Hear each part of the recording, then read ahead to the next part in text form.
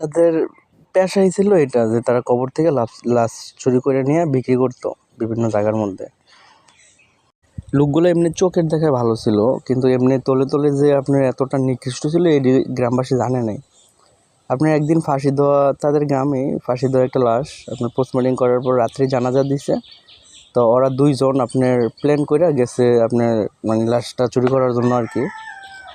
তো রাতের প্রায় 3টার দিকে গেছে, তখন তো আর কেউ থাকবে না কবরস্থানে, আশেপাশে কেউ থাকার মতো না, পুকুর পাড়। তো যে ভাবনা সেই কাজ।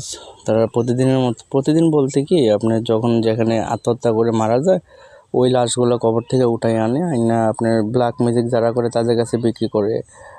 তারপরে মানে এদের কাছে এমনি এমনি বিক্রি করে আর কি। তারা বিভিন্ন বডি দিয়ে আপনার বিভিন্ন ব্ল্যাক ম্যাজিক এটা সেটা করে থাকে, টাকার বিনিময়ে এইসব কাজ করে থাকে তারা। তো ঘটনাটি যেই দিন ঘটেছে আপনার মানে তাদের বাড়িতে একজন ফাঁসি দিয়ে মারা গেছে, পরে আপনার দুজন গেছে রাইতে 3টা বাজে এটাকে নিয়ে আসার জন্য লাশটা। তো পুকুর পাড় আপনার তখন কেউ নাই। তো যে ভাবনা সেই কাজ।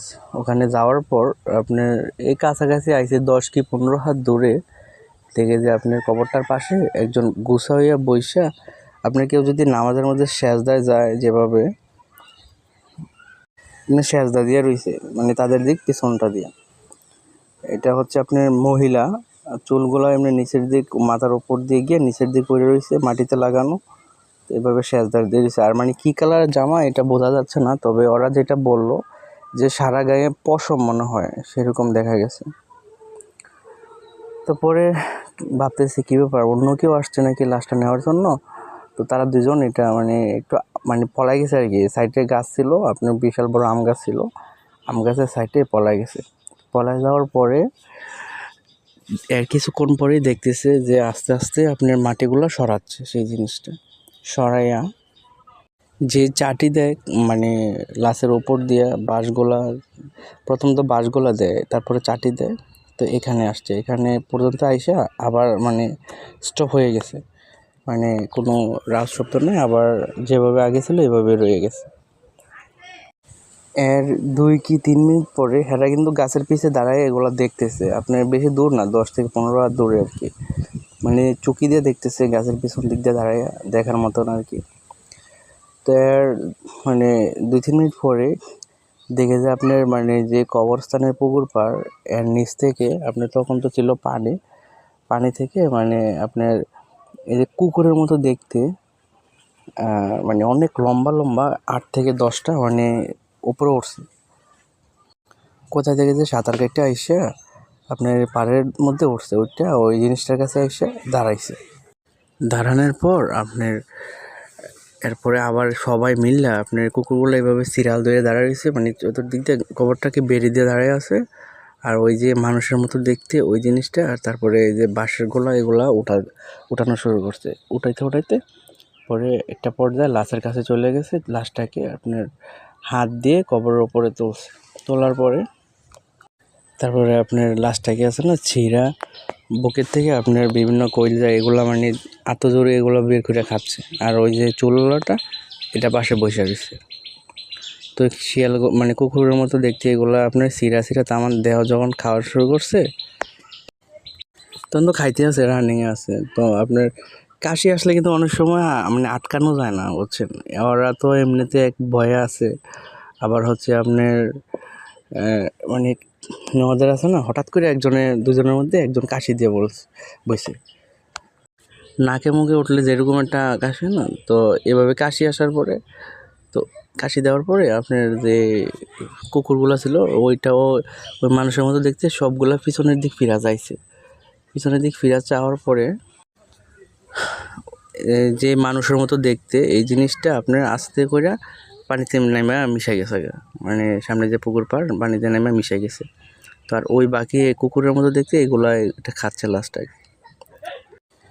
তো খাওয়া শেষ হওয়ার পরে আপনার মানে সবটি গিয়ে এক কোণার মধ্যে দাঁড়াইছে, যে কবরটা আছে কবরটার মাথা যে দিক দিয়ে দিছে ওই সাইডটার কোণার মধ্যে গিয়া সবগুলা কুকুর একসাথে জড়ো হইয়া চোখগুলা বড় কইরা লাল লাল কইরা আপনার ওই দিকে তাকায় রয়েছে, মানে তারা যেদিকে গাছটার দিকে তাকায় রয়েছে। তো ওরা দুজন মানে এটা দেখে তো খুবই মানে চোখগুলো এরকমভাবে মানে মনে হয় আগুনের গোলা আছে না, এগুলো জ্বলতেছে আর কি, এরকমভাবে দেখতেছে আর এমনি হোফাইতেছে। তো এগুলো তো এতটা মানে ভয় পাইয়া রয়েছে, ভয় পাইয়া সিদ্ধান্ত নিয়েছে যে চল আমরা চলে যাই। তো যেই না চলে যাই পিছনের দিক ব্যাক করব, দেখে যে ওই যে মানুষের মতো দেখতে এই জিনিসটা তাদের 2 কি 3 হাত দূরে পিছন দিক দিয়ে দাঁড়ায় রয়েছে। মানে চোখগুলা এই লাল লাল এমনি মানে জোনা করে রাখতো, মানে দাঁতগুলো অনেক বড় বড়।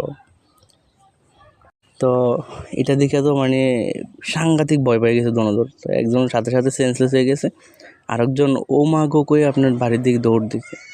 তো দৌড় দেওয়ার পরে চিল্লাইতে চিল্লাইতে গেছে না, তো বাড়ির সবাই ঘুম থেকে উঠছে, ওঠার পর বলতেছে কী ব্যাপার কী ব্যাপার কী হয়েছে।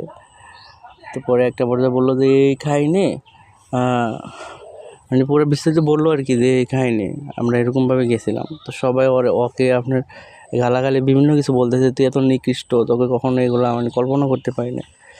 তো পরে আর কিছু মানুষ বলতেছে যে ওই লোকটাকে আগে বাঁচানো উচিত, যে লোকটা দৌড় দিয়ে গেছে এই লোকটা হচ্ছে তাদের বাড়ির, আর যে লোকটা পাশে ছিল মানে তারা দুজন ছিল না, এটা হচ্ছে আবার অন্য বাড়ির। তো সবাই বলতেছে যে ওই লোকটাকে বাঁচানো দরকার, তাড়াতাড়ি আসেন সবাই। তো পরে সবাই আপনার হারিকেন লাইট মাইট যেটা পারছে নিয়ে আইসা প্রায় 10 থেকে 15 জন আসছে, সবাই ওইটা মহিলা পুরুষ সব কিছু মিলে ছেলে সহ আইসা দেখে যে আপনার একটা মাছ আপনার যদি ভিতর থেকে পেটাগুলো, ধরেন একটা ফার্মি মুরগি আমরা যখন এটাকে ফ্রাই করি, ভিতর থেকে যেভাবে পেটাগুলো বার করা হয় কলজা মলজা যেভাবে, ঠিক সেইভাবে বুকটা ফাইরা একবার ভিতর দিয়ে খলস, মানে কিচ্ছু নাই আপনার, না আছে কলজা না আছে ওজুরি, কোনো কিছু নাই, মানে শুধু দেহটার মাংসটি পড়ে আছে কিন্তু ভিতরে কোনো কিছু নাই। তো তারপরও ওর কুদ্দুর মানে ইয়ে আছে মানে সেন্স না, মানে মানে এমনি চাইয়া এমনি হুম্মা চালাইতে পারতেছে আর কি, এমনি হুম্মা চালাইতেছে। তো পরে সবাই তো বলতেছে এরকম অবস্থা ওরা তো হসপিটালে নিয়ে লাভ নেই, কারণ ভিতরে কোনো কিছু নাই, ওকে তো আর বাঁচানো সম্ভব না। তারপরে তাই ওকে দইরা মানে এই অবস্থায় দইরা বাড়ি নিয়ে গেছে, বাড়ি নেওয়ার পরে এই 15 কি 20 মিনিট পরে ওর দম চলে গেছে। তো এই ছিল ওদের সাথে গোটা কাহিনী। আপনার আরও গোটা কাহিনী আছে ওদের সাথে, যেহেতু ওরা লাশ নিয়ে চুরি করতো রাত্রে, অনেক ঘটনা আছে। তো এগুলা আপনার এটা হচ্ছে আরও ডেঞ্জারাস, কিন্তু লোক মারা যায়নি, মানুষ মারা যায়নি, ঠিক আছে। তবে অনেক কিছু ফেস করতে হয়েছে তাদেরকে, যেমন কবর থেকে লাশ উঠাইতে গিয়া আপনার মানে লাশে ওদের হাত মানে চাপ দিয়ে ধরে ফেলছে। তো এগুলো মূলত যে কবিরাজ যে টাকা দিয়ে করাইতো ওই লোক আগে বলে দিছে যে এরকম প্রত্যেকটা মানুষের সাথে আপনার থাকে, এগুলো থাকে, কারেন্টিন থাকে। তো মারা যাওয়ার পর এগুলো আশেপাশে ঘুরে বেড়ায় মানুষের পর, এগুলা মানে করতে চায় আর কি, বর করতে চায়। তো এই সময় যদি কোনো মানুষ সুযোগ পায় তাহলে আপনার দেখা যায় ওদের উপর অ্যাটাক করে। তো সেই সময় যদি তোমরা লাশ আনো তো তোমাদের অনেক কিছু সামনে ঘটবে, তোমাদের মায়ের নাম ধরে বাবার নাম ধরে ডাকাডাকি করবে, মায়ের রূপ দেখবে সামনে। তো ওরা শুধু এখানে না, ওরা বিভিন্ন শ্মশান থেকে পোড়া ছাই আনতো,